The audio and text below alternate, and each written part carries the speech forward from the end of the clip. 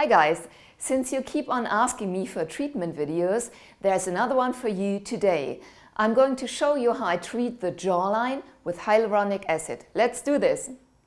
Before considering any treatment, I will always have in-depth conversations with my patients. Through these, I can listen carefully to what they want to achieve and spend ample time assessing the anatomy so that we can realistically define what is feasible. This female patient, 59 years old and attractive, is bothered that her jawline has lost definition. The skin and underlying tissue structures change over time, lose strength and start to sag. That's why I'm planning to restore part of the original V-shape of her face. For this purpose and to avoid plastic surgery, I regard injection treatment with hyaluronic acid as very meaningful in this case.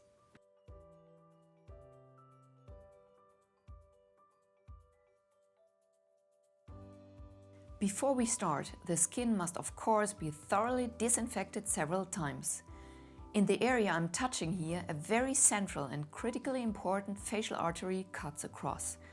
That is important to pay attention to, so that the procedure remains without any complications. I will mark up the relevant areas that I want to inject. This makes things easier once the patient lies down, because then she will look differently, and the treatment zones won't be as clearly visible as they are when she is seated upright. So once my markings are done, I will check again the symmetry and proportions on each side, and then the patient is ready for us to start. I'll begin to deposit small drops of a local anesthetic into the skin in those areas where I'll be working with the injection cannulas later. The anesthetic ensures a painless procedure. I typically choose needles to administer the anesthetic that are so fine that one literally cannot feel them, as you can see from the patient's reaction. Next, with a wider needle, I set up a tunnel through which I may access the treatment area with the injection cannula that contains the hyaluronic acid. And now we get down to the actual treatment. First, the hyaluronic acid is deposited at different tissue levels. I use so-called blunt needles for that. These are atraumatic injection cannulas with a rounded apex. Simply put, they cause little to no destruction within the tissue. Unlike sharp needles, mine have a blunt tip at the front. They are typically also longer than sharp needles, which allows me to slide them through the tissue across a larger area. And finer blood vessels and nerves are basically pushed aside by the rounded tip, rather than pierced and injured by a sharp front end. The length of these cannulas also requires fewer points at which I need to access the tissue from the outside. By doing so, I can treat a larger area with a minimal number of entry points and reduce the number of injections. And once inside, I cause no damage to the subcutaneous tissue, since I'm basically moving very subtly and unobtrusively through the tissue. And now I'm opening the next access tunnel and loosen it in all directions. I'm again inserting the cannula, and through it, I deposit the hyaluronic acid in the areas where my patient needs it. When inserting the needle, one needs to move very subtly back and forth to identify the path of last resistance.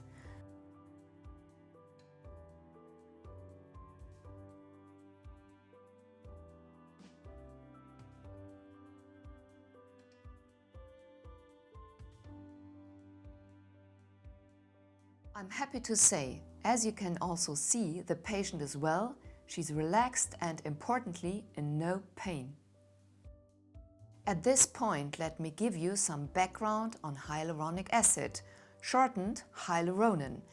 Technically speaking, it is a long-chain multiple sugar molecule which is also produced by our body and plays an important role in many functions. Hyaluronan is part of the connective tissue and has immense water-binding capacities. It adds volume to the skin and protects the collagen and elastic fibers. Unfortunately, with age, the natural amount of the hyaluronic acid decreases, and with it goes the ability to bind moisture in the skin. I put much emphasis on working slowly and precisely for natural results. And in addition, I prefer to inject material while retracting the needle, because it is gentler than pushing stuff in. There are many different products which differ in hyaluronan content, particle size, viscosity, type of stabilization and durability. For me, a few products stand out for their superior quality.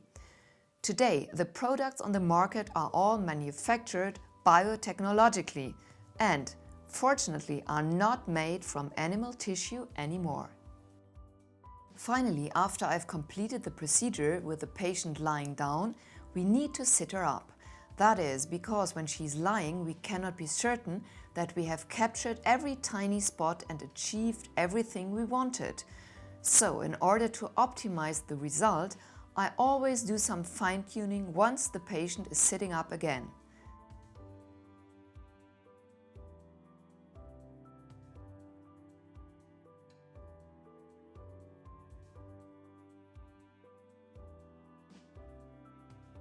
Now once more from the other side, and you can see that the patient is relaxed and pain-free at all times.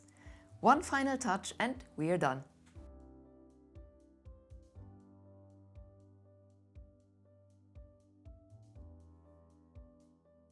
Here, the patient is meeting me for a checkup 2 weeks after the treatment.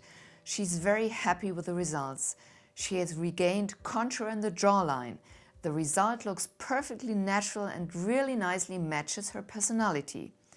The feedback from her friends and family is very positive. She gets a lot of compliments for her fresh and natural look. So, when my patients are happy, I'm happy too. Many thanks for watching. I'm always happy about your likes and subscriptions. You can visit Beauty.Julie on Instagram too. See you soon, take care, and all the best to you.